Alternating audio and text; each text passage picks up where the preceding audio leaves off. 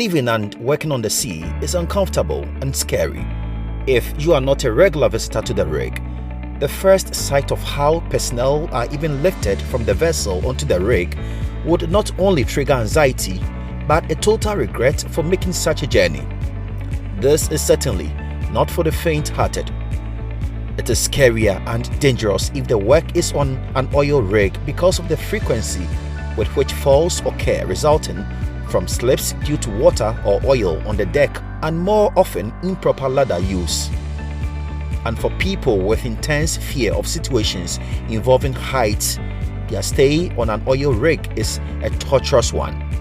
It is even worse if they, in addition, have feelings of fear and anxiety about the sea. Nina Antwi-Yeboah, a GNPC Health, Safety and Environment Officer, is an embodiment of the above fears. But when duty calls, she must obey. The sea is one of the most fascinating things in the world to me.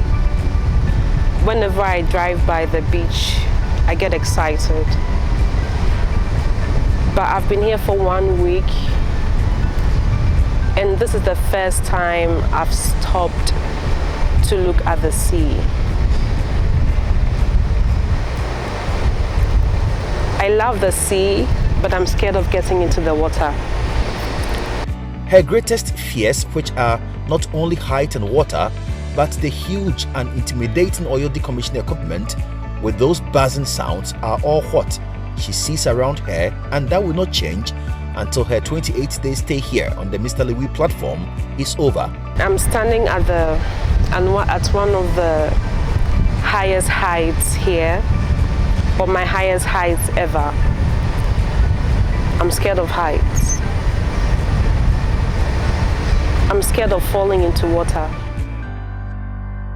So she's working on the ACE project, and she's working on the salt pond field decommissioning project as well. She sometimes also double on the city gate, the city gate project as well. Nina has been assigned a specific task, and it is a Herculean one, to ensure safety measures are in place at every nook and cranny, so not even a strand of hair is perished. Fear therefore cannot be an impediment. She has a task and she must descend and execute. Eben Leslie Bafuboni is Assistant Health, Safety and Environment Officer with the Petroleum Commission. He has been working hand in hand with Nina here on the rig. Yeah, we interface at various points. She has the direct day-to-day operational overview of the LB Fuga. That's the second vessel that is being used for the dismantling activities of the Mr. Lewy decommissioning project. Because of my role, I have to be focused on both the Trident 8 and the Fuga to oversee various activities. So we kind of dovetail around each other on the day-to-day. And where Nina gets her adrenaline and go to places some men are even scared to go, only God can tell. She's a very driven person, and in this industry where there's so much risk involved, what we tend to find is even for some males, you're a bit apprehensive taking certain routes for certain things, but she tackles things head on, and it's very interesting to have that experience around you. I love my job. I do. I love my job. I think I love the adrenaline that comes with it. I like the idea that I learn a lot. Because I work with different departments. I'm not an engineer, but here I am at the wellhead. And here I am on the first oil rig that was drilled in Ghana. To me, it's a big deal for me, yeah. And it's only my job that will bring me here. I wish other Ghanaians had the chance to see this massive edifice, honestly. Descending into the rusty wellheads area, which has gaping holes which so much projects the sea right underneath, is one of them. My profession as a safety officer, you have to make sure that there are safety controls in place all the time. And sometimes you have to go to all the places to make sure that they are safe. So even though they may not be the the most convenient, you have to go. That's why I took the chance to overcome my fears. I have a fear of working at heights, a fear of working in a confined space, and then a little fear of water. But I had to overcome all these fears just to kill my fears, and then also to inspect the place to make sure that it is safe for workers come and work here. Descending that steep ladder to the wellheads is a really dangerous one. Anything can happen should you miss a step. It wasn't an experience the camera crew even wanted to taste, but because a safety issue had come up, Nina had to be there. After the inspection, you make a report. So the report will go to management, and then it will also be communicated to everybody. If we are supposed to ward off or guard the place for repairs, we make the announcement to warn people not to come around, for all safety measures we put in place before they come. If people are supposed to wear their required PPE, we have to announce that they have to wear their PPE before they come. And thankfully, everybody on this rig is safety conscious, and we have put all our safety measures in place. We have our safety inscriptions written all over, so everyone knows what they are supposed to do. And the inspection spans from one area to the other, insisting the right thing is done. But in such a heavily male-dominated environment, how easy is it for Nina to be obeyed? She's always accessible, but you cannot compromise safety. You cannot compromise what she understands that this is to be done right. No matter how it does, she needs to tell exactly what to do in a very peaceful manner. She's very, very accommodative. She knows how to do the job because one, HSC is all about do it right. And she does it, hey, take it easy, do it right. I want to see this, I want to see that. She uses a very soft tone and it improves the jobs a lot. Because if she's aggressive, some of us won't even take it because she approaches us with respect. That is all about safety. You approach the people with respect. When you honor them for their mistakes, they will quickly correct their mistakes. She doesn't make it look so difficult because I think one of the things that I've observed is on board, because of how she carries herself, she commands respect and she's able to get it. So she works with, even for me, we work with people who are way older, way more experienced. But she just goes and says, I've seen this wrong and you have to do something about it. And because of the volume of respect that she commands, she's able to get results almost instantaneously. And it's a very admirable trait to have, especially in the industry. Because when you don't have that much experience and age on your side, you are tended to be looked down upon. She is fair but firm, and with that soft-spoken voice, she succeeds in getting the right thing done daily. She's somebody who pays attention to details. She takes her instructions very serious. So when you ask her if you give her work instructions, she will repeat them to you to make sure you get the details correct. And that is a sign of somebody who pays attention to details, and that's one of the things I like about her. She's very frank and works to procedure. She keeps you updated on every stage of the journey in terms of the tax execution. And that's a sign of a good steward or somebody who is very diligent in what she does. So she doesn't forget what transpired.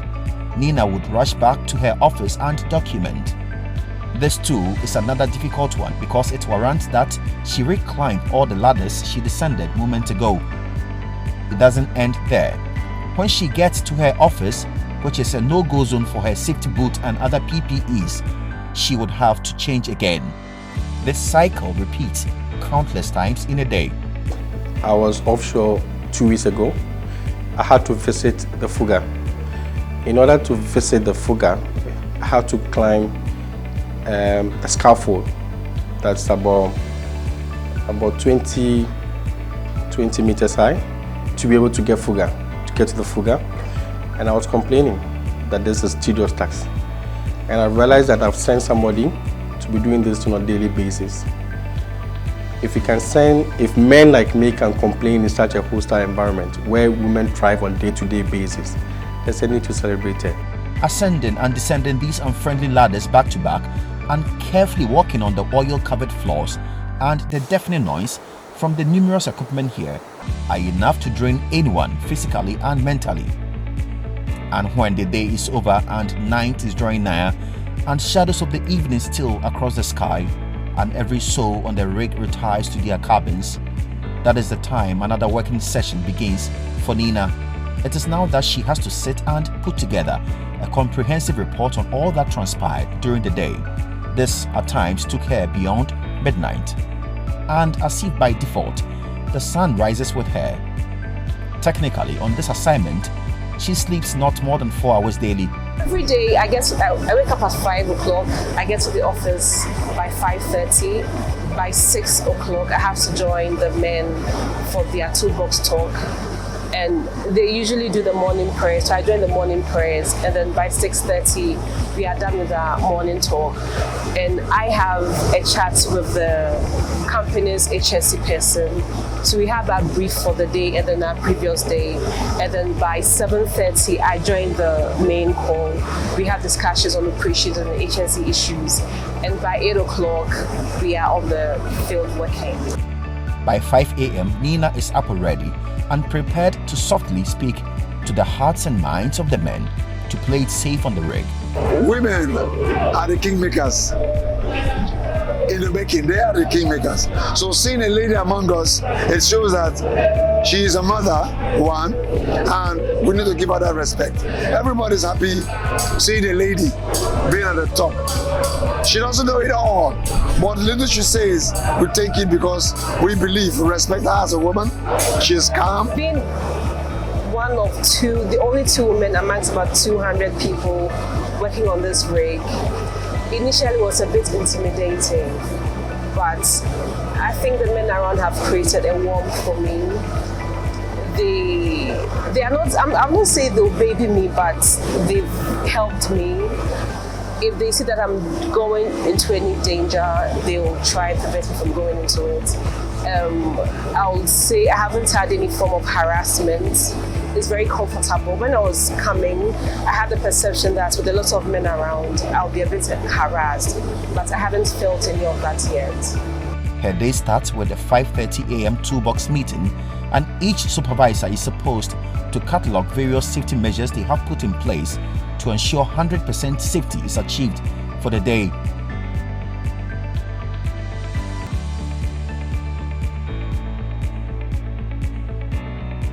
For your safety! For your safety! What follows after are inspections and reports from the contractors on some of the instructions she issued the previous day. She does that with diligence.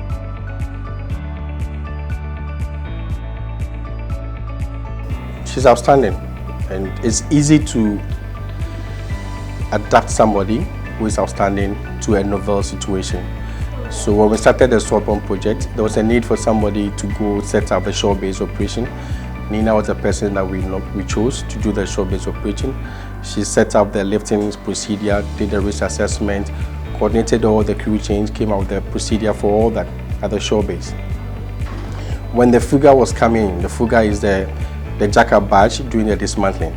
We wanted somebody also to go to Nigeria, undertake an inspection on the jack-up barge and make sure it meets GNPC's criteria, as in the terms of the contract. She was the one we sent to Nigeria to go there, go into their waters, check on the barge, audit it and make sure it meets our standard. It makes more sense to send the same person offshore to implement what they've found and see if those issues probably they find have been closed out and set up the procedure for carrying out dismantling our project. So that's the genuine. Nina's dedication to work and her ability to navigate through her fears and trample on them is something her colleague from the Petroleum Commission once emulated. I think that you should keep on going in the direction you started in. And I believe that many years from now, people will see you in action and they will say, I want to be like that woman. And it may not even be just females, but some men will also look up to you and say that I want to be like that woman. And you should keep it up. Men of my size can complain, but that's where she thrives. That's where she finds her happiness. She's willing to go today if we ask her to go. And that's an achievement that we need to celebrate.